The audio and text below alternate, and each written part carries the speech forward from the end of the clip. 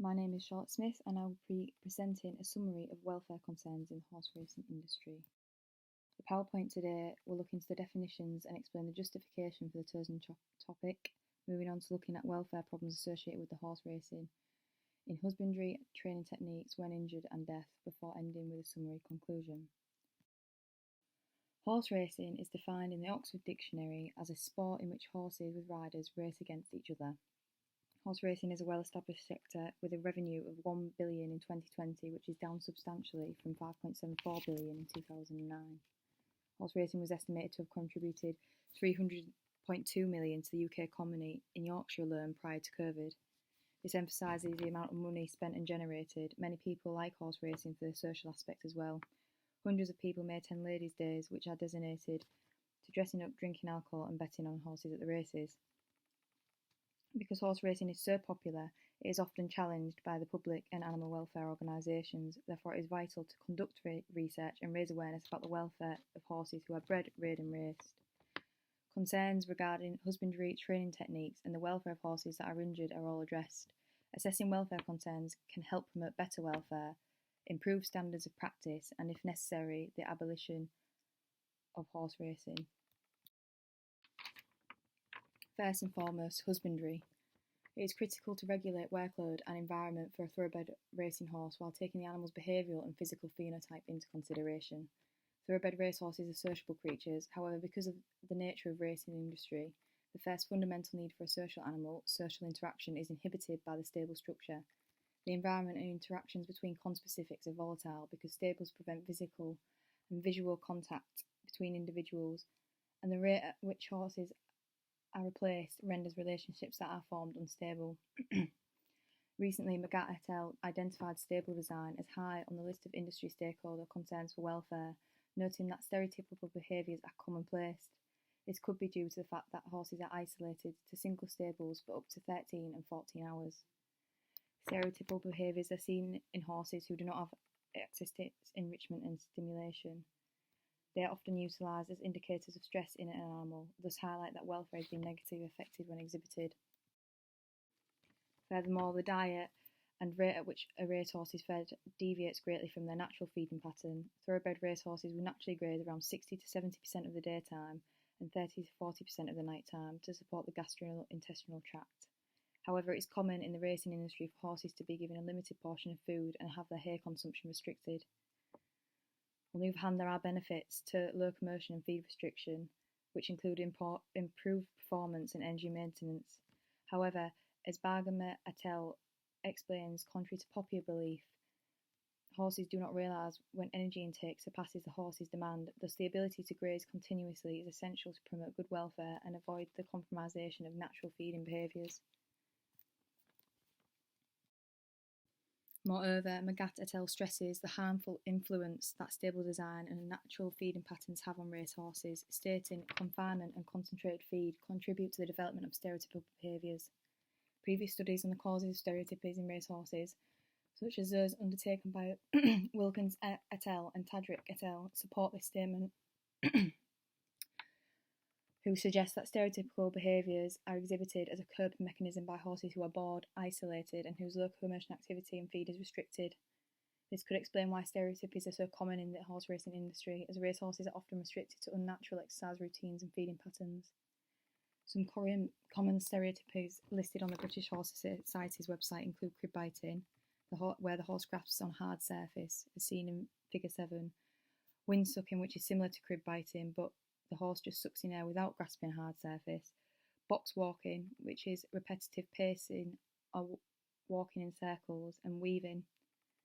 It is worth noting that the findings of McGatt et al. Appear to reflect racing industry stakeholders' knowledge and awareness of welfare concerns in relation to the horse race husbandry, implying that this is accurate and unbiased reflection of individuals involved in horse racing, rearing, rather than being emotionally led.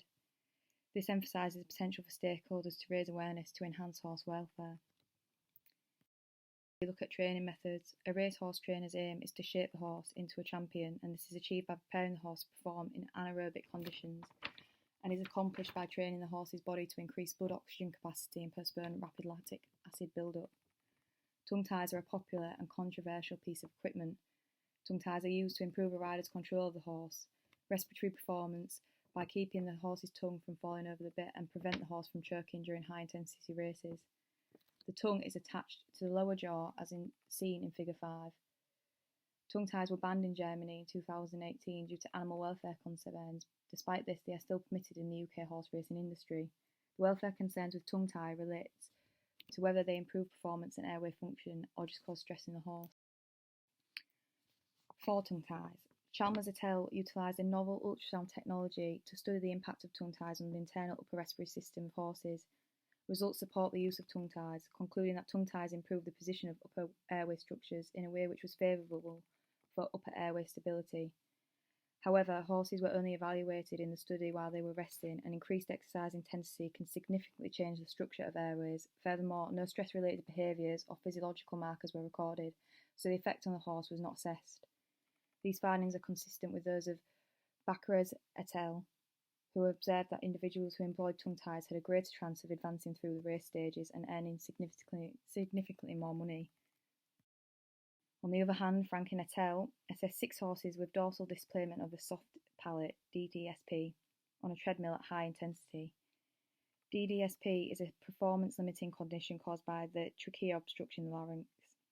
All horses displayed DDSP without tongue ties, and after tongue ties were fitted, 4 horses still showed DDSP, with a 5th displaying it after the test, implying that tongue ties do not significantly increase airway performance.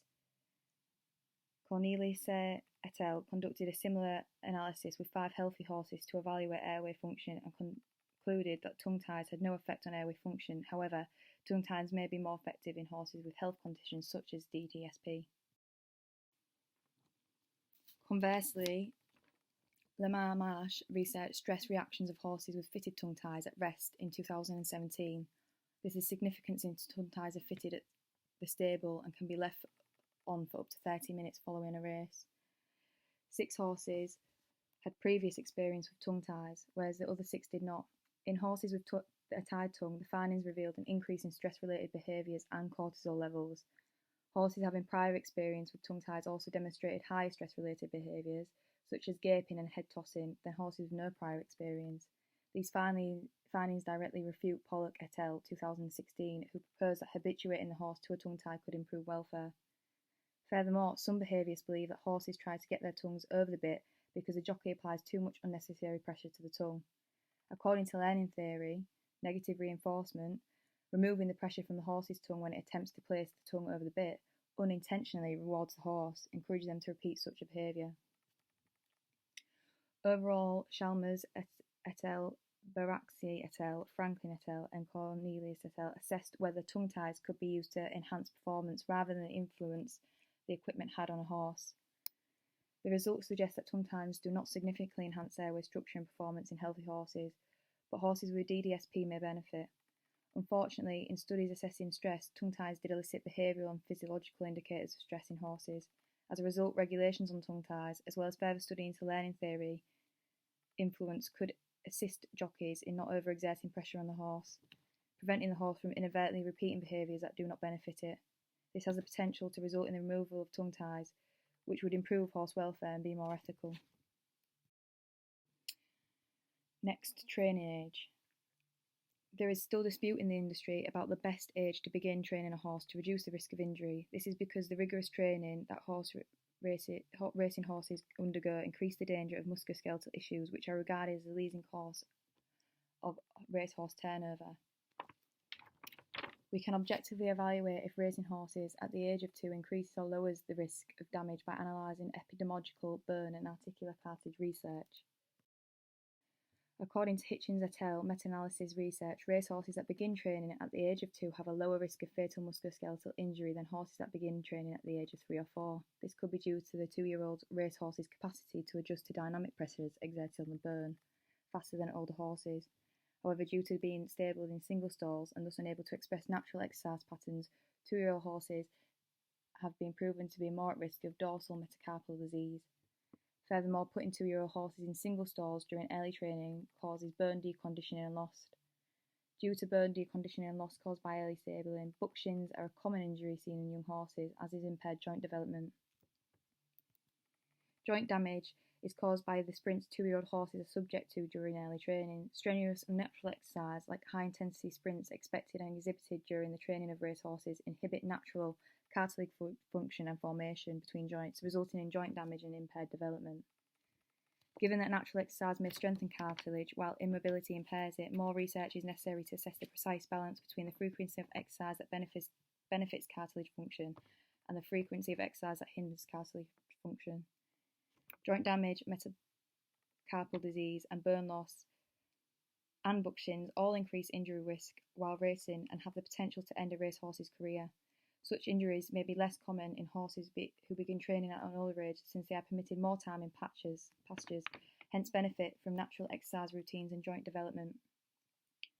Although there is a greater prevalence of musculoskeletal injuries in 2-year-old horses, this might be attributed to the increased stable time during early training, rather than 2-year-old horses' capacity to adjust to the pressure exerted on the bones.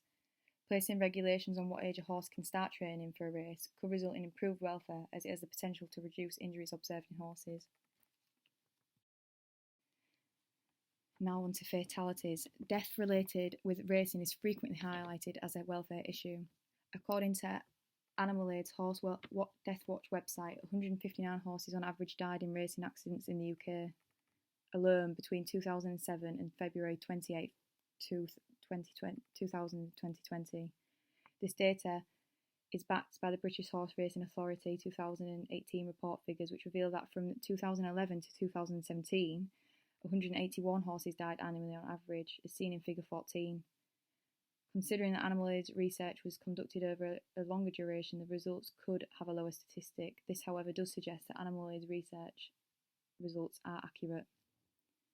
However, Animal Aids and the BHA statistics do not consider horses that die or get fatally injured pre or post racing. Racehorses have been known to die from additional complications caused by stress on the body, such as heart attack or spinal blood clots. Unfortunately, even if they survive such potential complications, they can still be slaughtered when they are no longer profitable. A Panorama investigation in the United Kingdom uncovered that thousands of ex-race horses were slaughtered in 2019. These horses were otherwise fit but were not required for breeding or were not rehomed. The investigation revealed a breach of humane killing regulations which stipulate horses should not be shot in front of each other and that the fatal shot should be taken from a close distance. Furthermore, some of the equids were transported to Ireland to be slaughtered, reportedly due to career-ending injuries. If horses were going so far with severe injuries, this may have resulted in further suffering. For humane death, they should have been slaughtered in the United Kingdom. These issues highlight the inadequacy of regulation in the racehorse industry, as well as the reality that horse racing is a dangerous activity for horses, with fatalities occurring on and off the track. This echoes Professor Peter Fysik's shared press release, where he stated, "Training and racing at top speed within a short amount of time is a health risk for horses, as it would be for any other species, including humans." Overall, it appears that the racing industry should re-evaluate the welfare problems addressed, many of which have rather simple solutions. To avoid stereotypical behaviours, the industry could look to incorporate more natural feeding and exercise routines.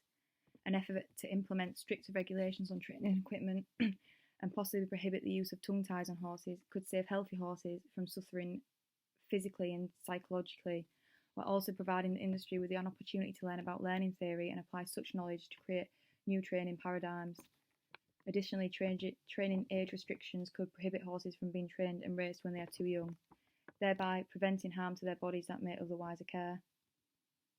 Furthermore, the high number of horses that, on average, sustain fatal injuries while racing might be better documented by including those who are killed during training, as well as those who are sent to the abattoir after racing.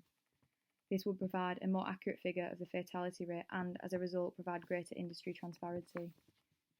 The racing industry still has a long way to go in terms of addressing current welfare problems and concerns, with such behavioural and physical welfare concerns for any animal, including humans who run at high and strenuous speeds. Racing horses for profit when they are unable to voluntarily consent to activities that have the potential to harm their welfare and result in fatal injuries does not appear ethically justifiable.